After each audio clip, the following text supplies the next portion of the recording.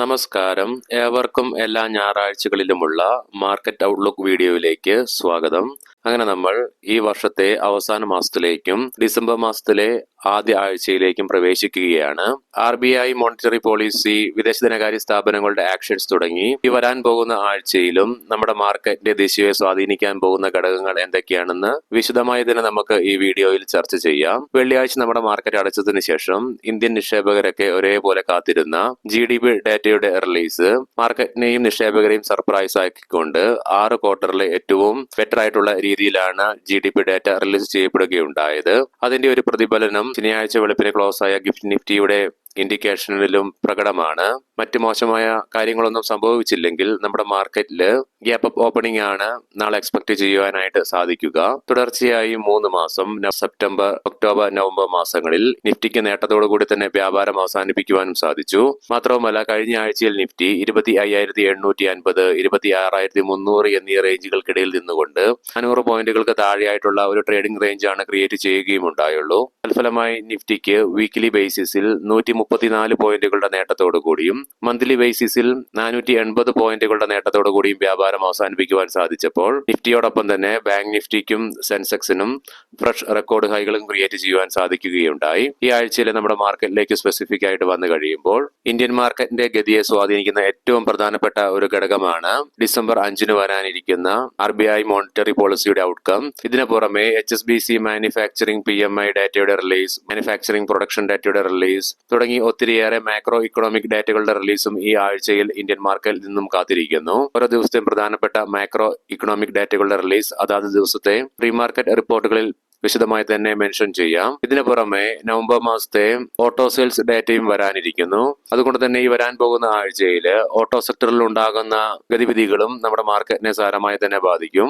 വിദേശ ധനകാര്യ സ്ഥാപനങ്ങൾ തുടർച്ചയായി വെള്ളിയാഴ്ചയോടുകൂടി നവംബർ മാസം 17,500.31 കോടി രൂപയ്ക്ക് ഇന്ത്യൻ ക്യാഷ് മാർക്കറ്റിൽ നെറ്റ് സെല്ലേഴ്സ് ആയിട്ട് മാറിയതോടുകൂടി തുടർച്ചയായി 5 മാസങ്ങളിൽ വിദേശ ധനകാര്യ സ്ഥാപനങ്ങൾ ഇന്ത്യൻ ക്യാഷ് മാർക്കറ്റിൽ സെല്ലേഴ്സ് ആയിട്ട് തുടരുകയാണ് ഉണ്ടായത്. ജൂലൈ മാസം ആരംഭിച്ച സെല്ലിങ്ങിന് നവംബർ മാസവും ഒരു അവസാനം ഉണ്ടായില്ല.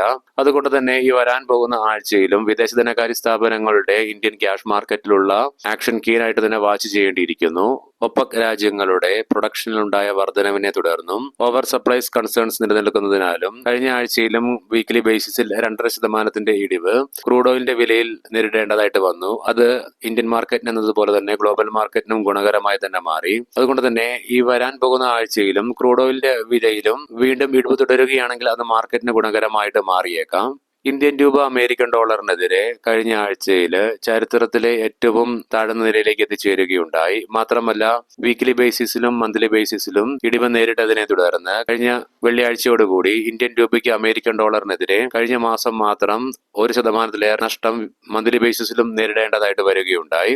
ഇനി ഈ ആഴ്ചയിലെ ഇന്ത്യൻ മാർക്കറ്റിലേക്ക് സ്പെസിഫിക് ആയിട്ട് വന്നു കഴിയുമ്പോൾ നിഫ്റ്റിക്ക് 26,000 എന്ന സൈക്കോളജിക്കൽ ലെവലിന് മുകളിലായിട്ട് നിലനിൽക്കുവാൻ സാധിക്കുകയാണെങ്കിൽ തുടർന്ന് 26,300 എന്ന ലെവലും 26,500 എന്ന ലെവലും അതിശക്തമായി മറികടന്നുകൊണ്ട് ഈ ലെവലുകളുടെയൊക്കെ മുകളിലായിട്ട് നിലനിൽക്കുവാൻ സാധിക്കുകയാണെങ്കിൽ 27,000 എന്ന അടുത്ത ലെവലിലേക്കുള്ള നിഫ്റ്റിയുടെ പ്രയാണം തള്ളിക്കളയാനാവുകയുമില്ല.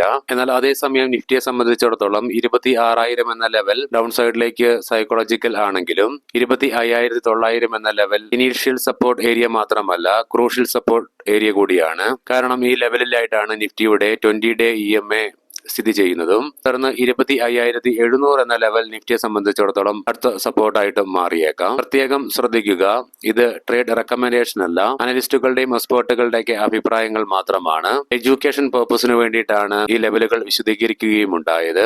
കഴിഞ്ഞ ആഴ്ചയിൽ ഇന്ത്യ വിക്സ് 1 മാസത്തിലേറെ കാലങ്ങൾക്ക് ശേഷം കൂൾ ഓഫ് ആവുകയുണ്ടായി. ഒക്ടോബർ 24 ശേഷമുള്ള ഏറ്റവും താഴ്ന്ന നിലയിലായിട്ടാണ് വെള്ളിയാഴ്ചയോടുകൂടി ഇന്ത്യ വിക്സ് ക്ലോസിംഗും രേഖപ്പെടുത്തുകയുണ്ടായത്. കഴിഞ്ഞ തിങ്കളാഴ്ച തുടങ്ങി വെള്ളിയാഴ്ച വരെ ഇന്ത്യ വിക്സ് എല്ലാ ട്രേഡിംഗ് സെക്ഷനിലും ഇടിവ് രേഖപ്പെടുത്തുകയും ഉണ്ടായി. തൽഫലമായി വീക്കിലി ബേസിസിൽ 14%-ലേറെ ഇടിവും ഇന്ത്യ വിക്സിന് നേരിടേണ്ടതായിട്ടും വന്നു. അതുകൊണ്ട് തന്നെ ഈ വരാൻ പോകുന്ന ആഴ്ചയിലും ഇന്ത്യ വിക്സ് കൂൾ ഓഫ് ആവുകയോ അല്ലെങ്കിൽ സ്റ്റഡി ആയിട്ട് നിലനിൽക്കുവാനോ സാധിക്കുകയാണ് അത് മാർക്കറ്റിന് ഗുണകരമായി തന്നെ മാറാം. ഈ ആഴ്ചയിലും ഒത്തിരിയേറെ പ്രധാനപ്പെട്ട ഗ്ലോബൽ ഇവന്റുകളാൽ നിറഞ്ഞ ഒരാഴ്ചയിലേക്കാണ് നമ്മൾ പ്രവേശിക്കാൻ വേണ്ടി പോകുന്നത്. നാളെ തിങ്കളാഴ്ച US നിന്നും ISM മാനുഫാക്ചറിംഗ് PMI ഡേറ്റയുടെ റിലീസ് ഉണ്ട്. അതുകൂടാതെ ബുധനാഴ്ച ISM സർവീസ് PMIയുടെ റിലീസും വരാനിരിക്കുന്നു. ഇതിനെല്ലാം പുറമെ വെള്ളിയാഴ്ചയോട് കൂടി US നിന്നും personal income, personal spending or PCE price index തുടങ്ങിയവയുടെ റിലീസുമുണ്ട്. സമയത്തിന്റെ കുറവ് മൂലം അതാത് ദിവസത്തെ പ്രധാനപ്പെട്ട ഗ്ലോബൽ ഇവന്റുകൾ പ്രീ മാർക്കറ്റ് റിപ്പോർട്ട്സിൽ വിശദമായി തന്നെ ചർച്ച ചെയ്യാം. ഇനി നമുക്ക് പ്രധാനപ്പെട്ട സ്റ്റോക്കിംഗ് ന്യൂസുകൾ പരിശോധിക്കാം. മുൻകൂട്ടി ഓർമ്മിപ്പിച്ചുകൊള്ളട്ടെ, ഇതൊരു ബൈ ഓർ സെൽ റെക്കമെൻഡേഷൻ അല്ല. ലെൻസ്കാർഡ് Q2 ഏർണിംഗ്സുകൾ കമ്പനി പ്രഖ്യാപിക്കുകയുണ്ടായി. ഇയർ ഓൺ ഇയർ ബേസിസിൽ പ്രോഫിറ്റ് ആഫ്റ്റർ ടാക്സിൽ 20% ഉയർച്ച രേഖപ്പെടുത്തിയപ്പോൾ റവന്യൂവിലും 21% വളർച്ച രേഖപ്പെടുത്തി. വോൾട്ടാസ് അടുത്ത 3 മുതൽ 5 വർഷത്തിനുള്ളിൽ 2300 കോടി രൂപയുടെ ഹോം അപ്ലയൻസ് ബിസിനസിനെ 3 ഇരട്ടിയിലധികം വളർത്തിക്കൊണ്ട് 7000 കോടി രൂപ മുതൽ 8000 കോടി രൂപയായി ബിസിനസ് ഉയർത്താനാണ് കമ്പനി ലക്ഷ്യമിടുന്നത്.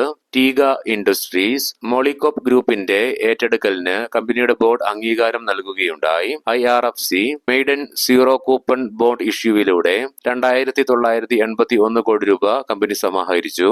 197 കമ്മ്യൂണിക്കേഷൻസ് ലിമിറ്റഡ് 3 അനുബന്ധ സ്ഥാപനങ്ങളിലെ ശേഷിക്കുന്ന ഓഹരികൾ ഏറ്റെടുത്തുകൊണ്ട് അവയെ പൂർണ്ണമായും കമ്പനി സ്വന്തമാക്കുകയുണ്ടായി.